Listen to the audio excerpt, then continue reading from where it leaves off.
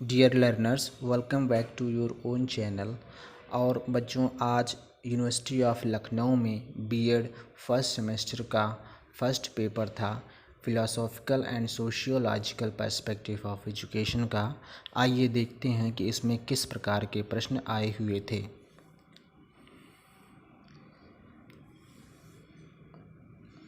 सबसे पहले तो टाइम 3 आवर्स आपके पास थे और 80 नंबर का ये था। 20 मार्क्स आपके इंटरनल के थे। नोट था कि answer any 5 questions, all questions carry equal marks. किन्हीं 5 प्रश्नों के उत्तर देने थे और सभी प्रश्न जो थे वो इक्वल मार्क्स के थे। पहला क्वेश्चन था, what is the meaning of education, यानी शिक्षा का क्या अर्थ है। इसमें आपको शिक्षा का इटिमोलॉजिकल या व्युत्पत्तिक अर्थ लिखना था। शिक्षा किन शब्दों से मिलकर बनी है, एजुकेशन किन शब्दों से मिलकर बना है। एजुकेशन के कुछ डेफिनेशंस यदि आपको याद थे तो आप डेफिनेशंस भी दे सकते थे। उसके बाद आगे था कि शिक्षा विज्ञान है अथवा कला, विवेचना कीजिए। एजुकेशन इज़ साइंस और आर्ट, डिस्कस। तो एजुकेशन दोनों है, साइंस भी है और आर्ट भी है। साइंस किस प्रकार से है, तो साइंस इस प्रकार से है कि एजुकेशन सुव्यवस्थित होती है, क्रमबद्ध होती है, इसलिए शिक्षा विज्ञान है। क्रमबद्ध तरीके से दी जाती है, सुव्यवस्थित ऑर्गेनाइज तरीके से दी जाती है और एक पढ़े लिखे व्यक्तियों या शिक्षित प्रशिक्षित व्यक्तियों द्वारा दी जाती है, इसलिए यह विज्ञान है। और शिक्षा फिर बताना था कि कला है, तो शिक्षा कला भी है, क्योंकि शिक्षा प्राप्त करने का, शिक्षा एक्सेप्ट करने का और शिक्षा देने का सबका अपना अपना कुछ कलात्मक तरीका भी होता है, इसलिए शिक्षा कला और विज्ञान दोनों हैं। इसी पॉइंट को आपको एलेबोरेट करके 4 पेज में लिखना था। आगे चलते हैं क्वेश्चन नंबर 2 की ओर। क्वेश्चन नंबर 2 है, what do you understand by inclusive education, right main characteristics of inclusive education. First unit का ये लास्ट पॉइंट है कि इंक्लूसिव एजुकेशन क्या होता है। तो आप सभी जानते थे कि इंक्लूसिव एजुकेशन होता है to include all type of students under a single roof, यानी एक ही छत के नीचे सभी प्रकार के विद्यार्थियों को एक साथ शिक्षा देना इंक्लूसिव एजुकेशन कहलाता है। नेक्स्ट था उसी में कि right main characteristics of inclusive education, समावेशी शिक्षा की प्रमुख विशेषताएं लिखिए। तो बस इसे आपको 4 पेज में लिखना था। नंबर 3 की ओर चलते हैं। क्वेश्चन नंबर 3 था, how can idealism be contemporary education system, यानी वर्तमान शिक्षा व्यवस्था में आदर्शवाद को किस प्रकार लागू किया जा सकता है। हम आइडियलिज्म को किस प्रकार आज की शिक्षा में जोड़ सकते हैं, यह लिखना था।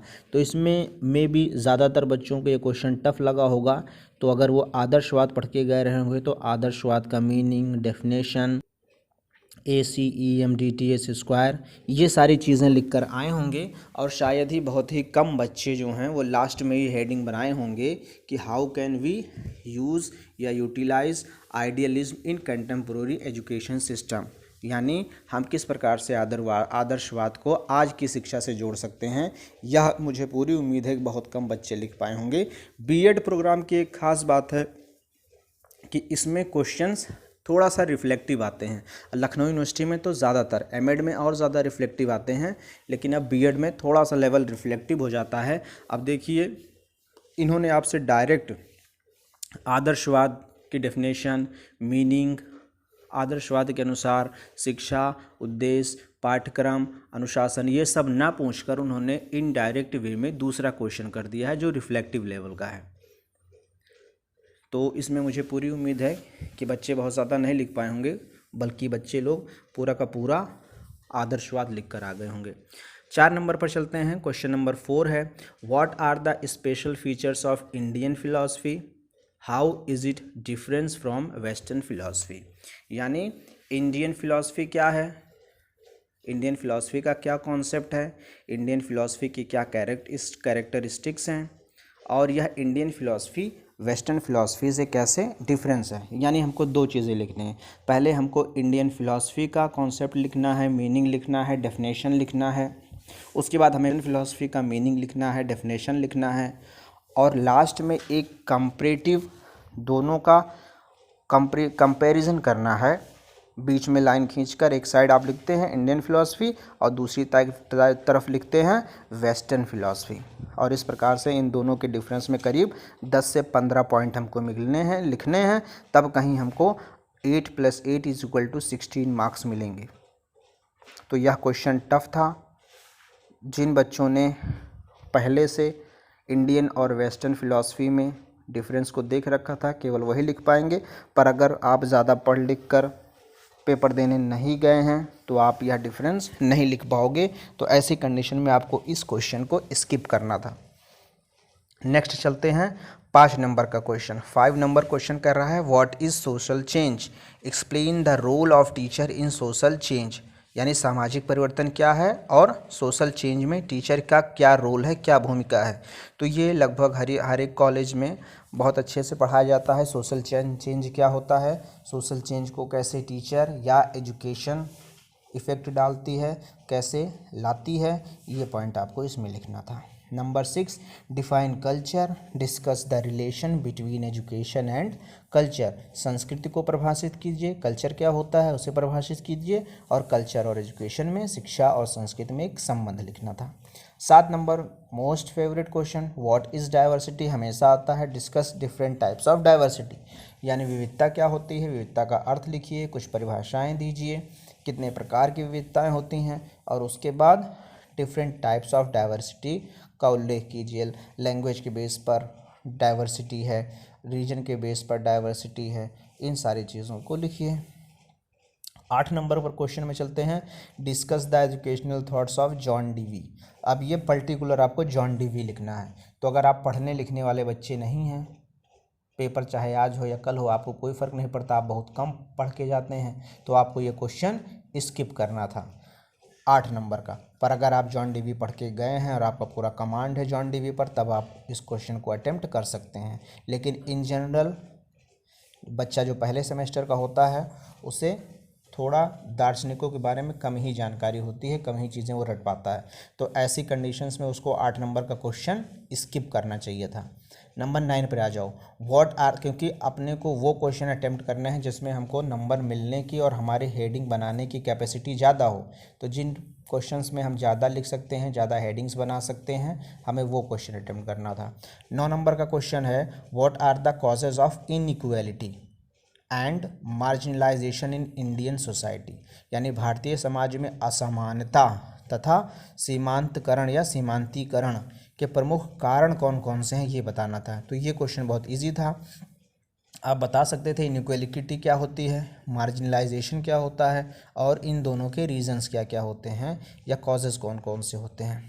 लास्ट में था give some suggestions to remove them, इनको समाप्त करने के कुछ अपने सुझाव दीजिए। बहुत अच्छा क्वेश्चन था।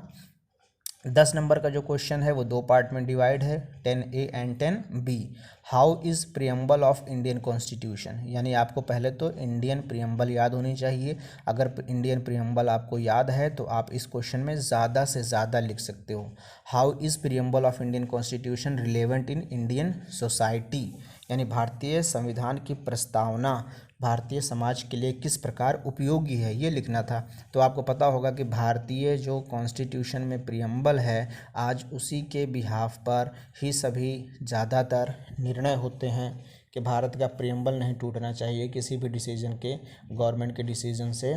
तो प्रियम्बल हमारा बहुत इम्पॉर्टेंट है। तो प्रियम्बल किस प्रकार से यूज़फुल है, तो कई तरीके से वो यूज़फुल है। उसमें भाईचारे की भावना बताया गया है, उसमें आपको फ्रीडम दी गई है, उसमें आपको किसी भी रिलीजन को मानने की स्वतंत्रता दी गई है। तो ये सब आपके लिए इम्पोर्टेंट है, इन्हीं का उल्लेख करना था। फिर सेकेंड था B part, what do you understand by social stratification. सामाजिक स्तरीकरण से आप क्या समझते हैं। समाज को विभिन्न स्टेटा में डिवाइड करना सोशल स्ट्रेटिफिकेशन बोला जाता है। इसके लाभ भी होते हैं, हानियाँ भी होती हैं, ये आपको करना चाहिए था। तो आई थिंक अगर आप कुछ भी नहीं पढ़ कर गए थे तभी भी आपको question number 10, question number 9, question number 7, question number 6, question number 5 और क्वेश्चन नंबर 1 और 2 अटेम्प्ट करने चाहिए थे, क्योंकि आप इनमें ज़्यादा से ज़्यादा लिख सकते थे। अगर आप एक रेगुलर या एवरेज स्टूडेंट रहे हैं तो भी आपके मार्क्स अच्छे खासे इसमें आ सकते थे। तो ये था आज का पेपर। अगला पेपर परसों है, परसों यानी 29 को। वो पेपर भी मैं आपके लिए लेकर ऑनलाइन आऊँगा। तब तक के लिए आप सेकंड पेपर को पढ़िए, साइकोलॉजिकल पर्सपेक्टिव ऑफ एजुकेशन, और उसे अच्छे से तैयार कीजिए। All the best.